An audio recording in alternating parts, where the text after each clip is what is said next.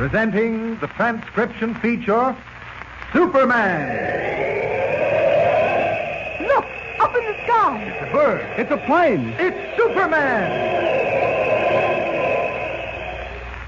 Yes, it's Superman, strange visitor from the planet Krypton, who came to Earth with powers and abilities far beyond those of mortal men. Superman who can leap tall buildings at a single bound, race a speeding bullet to its target, bend steel in his bare hands, and who, disguised as Clark Kent, mild-mannered reporter for a great metropolitan newspaper, fights a never-ending battle for truth and justice. But before we join Superman, listen. And now to our story. Superman, in the guise of Clark Kent, is now engaged in trying to solve what is probably the most baffling case of his entire career. Returning to Metropolis in answer to an urgent telegram from editor Perry White of the Daily Planet, Kent, Lois Lane, and Jimmy Olsen received another telegram on the train telling them to get off at the station before Metropolis. Only Lois was to continue on to the city. After getting off the train, Kent realized the telegram was a fake, and as Superman, caught up again with the train to tell Lois about it. But Lois was missing. Later in Metropolis, she called on the telephone and asked Editor White to come to 407 South Street and bring $20,000 with him, saying she had uncovered a wonderful news story. Editor White left for the address carrying the $20,000 with him. Later, he too telephoned Kent and asked to have Darwin, the cashier, deliver another $20,000 to the same place. Kent, however, countermanded the order and went down to the address himself to see what these requests for money were all about. The place turned out to be a theatrical rooming house run by a Mrs. Walsh. Lois and White were not there at the time, and Mrs. Walsh did not know when they would be back.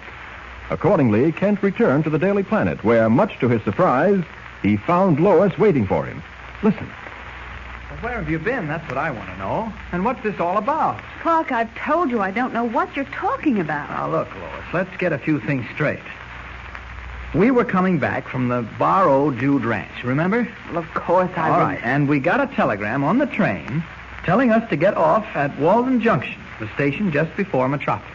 Yes. Right? That's right. Jimmy and I were to get off, and you were to come on here. That's right. Now, and... wait a minute. Let me finish. After Jimmy and I got off, I discovered that the telegram was a fake. And I got back on the train. Well, how could you have gotten back on the train? I waved goodbye to you from the window. Oh. The train must have left before you discovered the telegram was a fake. Well, I hired a car, a fast car. Oh, how could you? Well, never mind that. The important thing is, when I got back on the train, you were gone. Now, you had disappeared somewhere between Walden Junction and Metropolis. I had. You had? I wasn't on the train. No. I didn't get off at Metropolis Station. Well, of course you didn't. You couldn't have. Don't you remember what happened to you? Well, as far as I'm concerned, I did come into Metropolis on that train. I did get off at the Metropolis Station, and I did come straight on here to the office. But you couldn't have. Oh, all right, then. I didn't. Then what did you do? I don't know. You tell me. You seem to know what I did better than I do. Now, look here, Lois. This is no time to get sulky. Something strange going on here. Something even I can't understand. Oh, something you can't even understand. Well, you'll just have to try harder, Superman. What did you say? I said you'll just have to try harder, Superman. Lois, do you think that I am Superman? No, but apparently you think so at times. Now look, Lois, all kidding aside, what's been the meaning of all these telephone calls you and White have been making asking for $20,000, $40,000 and all? Clark, you're out of your mind. I'm beginning to think so. I haven't made any telephone calls asking for $20,000. What? And as far as I know, Mr. White hasn't either. Have you seen him? No, I haven't seen him. Well, this is certainly all beyond me. You're not on a train, yet you swear you were. That's right. You didn't get off the train to Metropolis, but you insist you did. You telephoned here several times asking Editor White to bring $20,000 in cash because you need it to cinch a terrific news story. And you say you haven't been near a phone. There's something crazy about all this. There certainly is. You. All right. You win. I'm out of my mind. I don't know what I'm doing. Well, nothing new about that. I'm going out for some air. I've got to clear my head, give myself a chance to think. I'll see you later. Okay. It doesn't make sense, and it's got to. I've got to make it make sense. that office there is empty. I'll just step in there. Told Lois I was going out for a little air. Well, I will. But I think I'll take my little constitutional as Superman. And I might just as well head in the direction of the theatrical boarding house on South Street. Open this window. Up, and away!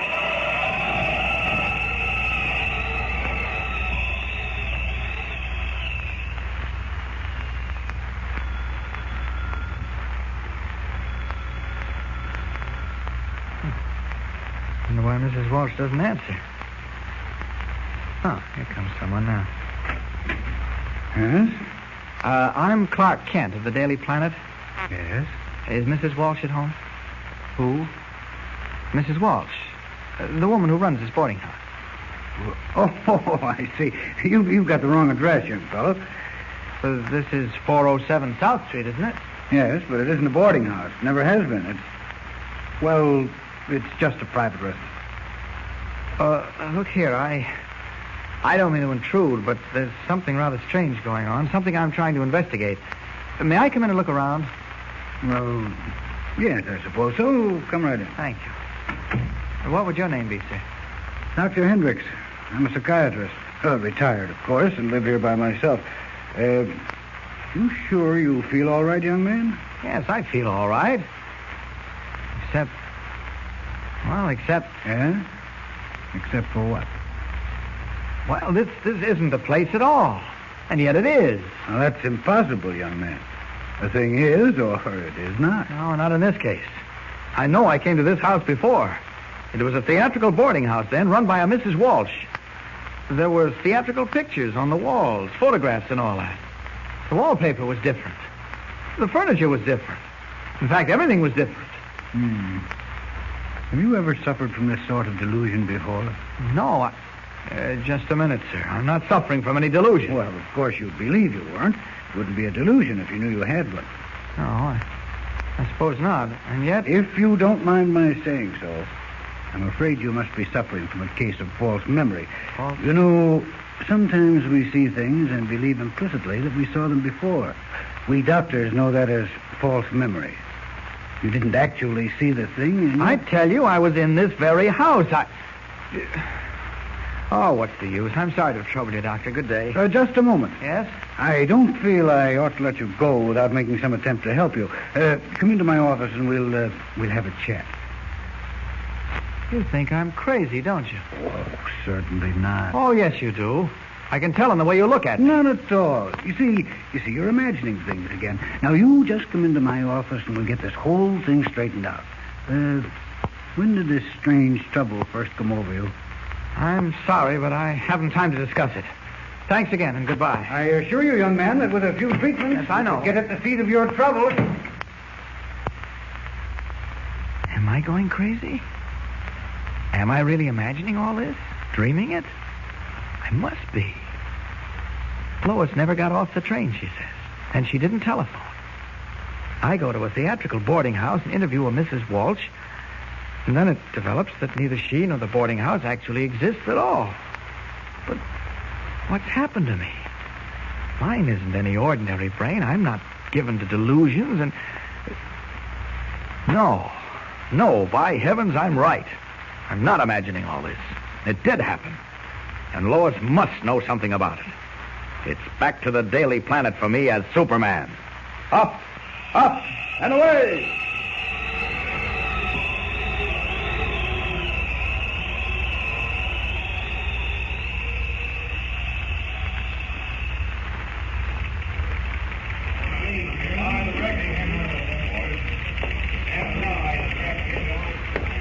Bill, have you seen Miss Lane? No, Mr. Kent. She went out just a minute or two after you did. Said she'd be back in a little while. Okay, I'll wait in her office. Okay.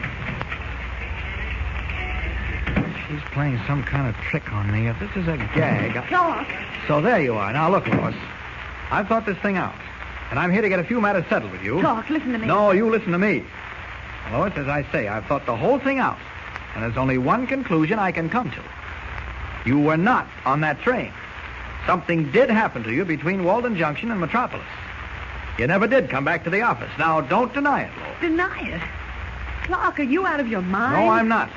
You're not going to make me believe I am. You were not on that train, Lois. Now admit it. Of course I admit it. What? Why do you think I've come here?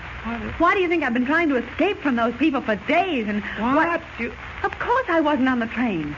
I was taken off it. Kidnapped. Oh, Lois, for heaven's sake. Now, wait a minute. What in the world is going on here? That's what I'm trying to tell you. After the train left Walden Junction, I went into my compartment. Yes. There was a man there. Before I could cry out, he put his hand over my mouth, and I smelled chloroform.